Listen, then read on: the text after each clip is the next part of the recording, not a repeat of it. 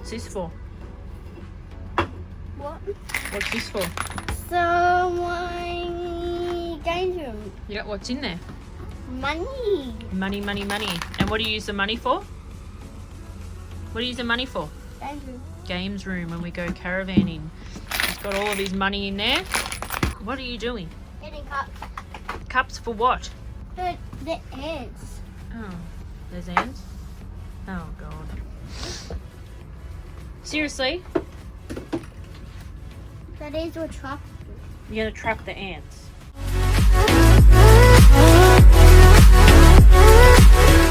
Restrictions are being lifted. Restrictions are being lifted. I'm just a little bit excited because restrictions are being lifted. Restrictions are being lifted. Are you excited to be going on adventures soon? Yeah! Yeah! I'm a secret.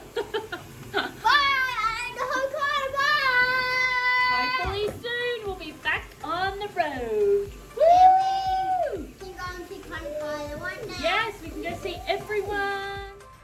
Hey guys, so today I want to go over and show you how we set up our storage in our bathroom and what we use, what we take.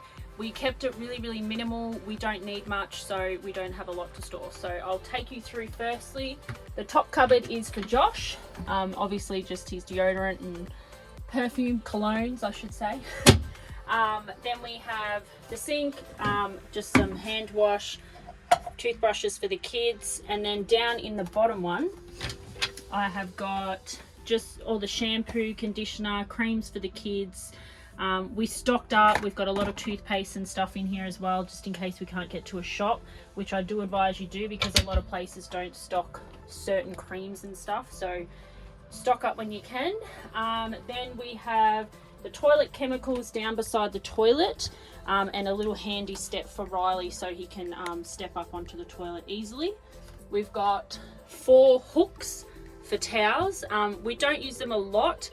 We tend to dry them outside when we can, when it's nice and sunny. Then in these cupboards, so the top cupboard, because we don't have an ironing board, we've just got a portable ironing pad. Then the iron, and then just some cleaning products, then diffuser, some extra sponges and things like that for the kitchen. Then we've got my hair straightener and hairdryer. The kids' health nurse books are in there, along with a little first aid kit too.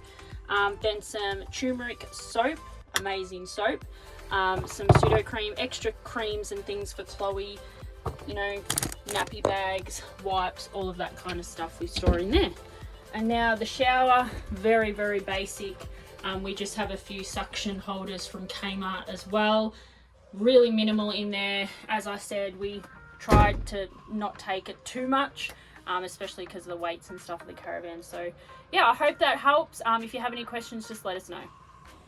Highly recommend, ladies, you get yourself a large toilet bag. I just keep this beside my bed, and it just saves up a lot of room in the bathroom because we're traveling with kids, so a bit limited to how much storage space we have. So I got the large size in this, and I've got my makeup and deodorant and stuff in here. So it's a really handy little thing, and it just zips up, and I just put it down the side of my bed there. So good idea if traveling, and especially if we are in a caravan park and I want to use the caravan shower or whatever. I just carry that to the bathroom. G'day guys, so I just wanted to do a quick video on some of the navigational apps that we use. We've been getting a lot of questions about this one and what we're actually using to map out our trip, save our points of interest and all that sort of stuff. The 3 main ones that we use are HEMA Maps. That's more for the sort of off-road stuff that I like to use that one for. Wiki Camps, which is our absolute bible to find all the caravan parks and free camp spots. And then Fuel Maps, that's a really good one. You can go onto that one. Actually, I'll show you a little more. All right, so we'll start with Wiki Camps with what we do with this one here. That's loaded up nice and quick. So that's where we are right now at home. This is our trip that I've got saved. So this is what's called a trip planner.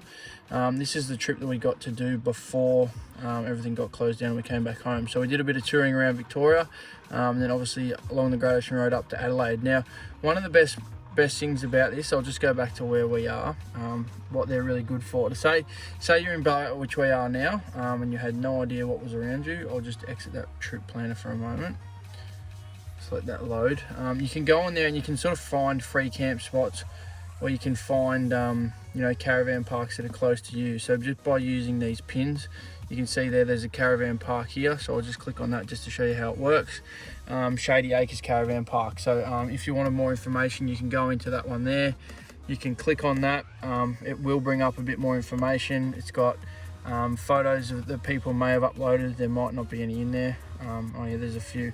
Just to give you an idea, details on it, what it's worth, free camping, they allow pets, all this awesome information you need to know, and then a contact number if you need to ring them to book, what the weather's going to be, all that. So it's super handy for that one as well.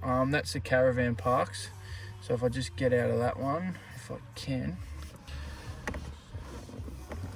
And then the little green ones, wherever they are, I'll just zoom out and find some more. So these are all the free campsites, so the little green moons. So this is Lake Burrumbeet, South Shore, which is a free camp spot. So if we were just to click on that and give you a bit of a look how that works, it's got the details there as well. It is free, it's allowed pets, there's amenities there, fishing, all these different bits and pieces that you can look as well. And other travellers upload photos just to give you a bit of a look and inside to what, you know, what you can expect, what's it like, whether or not you need full driving to get in. Yeah, so some really good info in there as well. So Wikicamps is definitely a really good one to find camp spots of where you are for sure. I'll just go back to the other ones I was talking about. HEMA Maps is a good one for off-road. Again, they do list all the caravan parks and that as well, so that's super helpful to get into there. But you know, just if you were to head out the bush here, it's got all the fire trails and all that sort of stuff as well, which you can follow along with.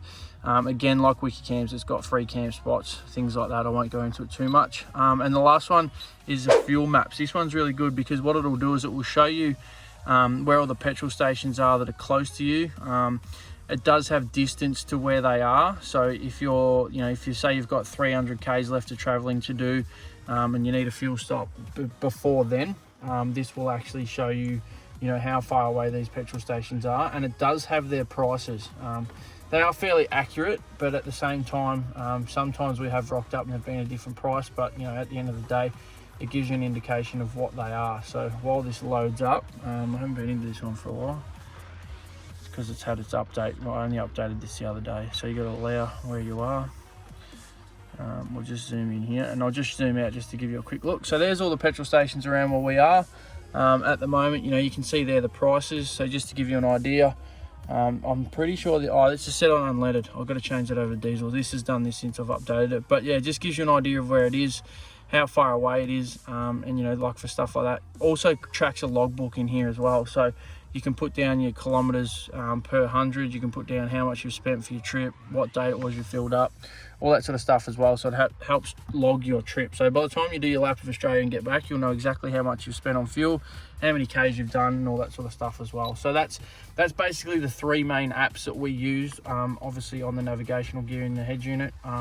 Super awesome to get this all-in-one head unit, because a lot of people are trying to deal with iPads, HEMAs on the dash, phone navigation, whatever. So that's the reason why we bought this head unit, so it was all in there.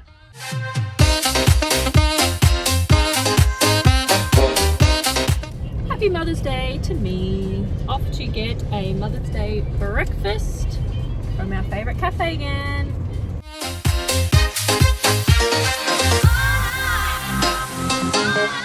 My sister makes amazing cookies. It's her little business that she runs from home. It's called Something Sweet by Jasmine. Amazing cookies. They're divine. So we've been waiting patiently. She sent some in the mail for us for Mother's Day and for Riley's birthday, some superhero ones. So Riley's been checking the mailbox every single day, like all day. That's all he does, all day, is check the mailbox. So we're patiently waiting for them, but go over to her Instagram and check them out, because they're absolutely amazing. What are we waiting for, Riley? Why do we keep cookies? I know. We've been waiting forever for. You know what? I checked on the neighbor and I thought it was knocking, but I didn't hear him. I thought it was knocking on the door, but You thought the postman was knocking? yeah, I saw him. Yes. Are you ready? Let's open this up. Yeah, I know I can put one in. Okay. Well, it happens pretty quick.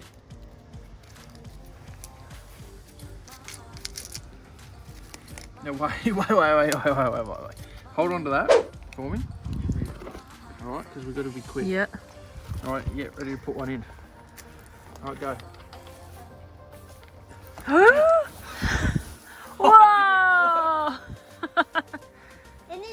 can It hatch didn't even it. work.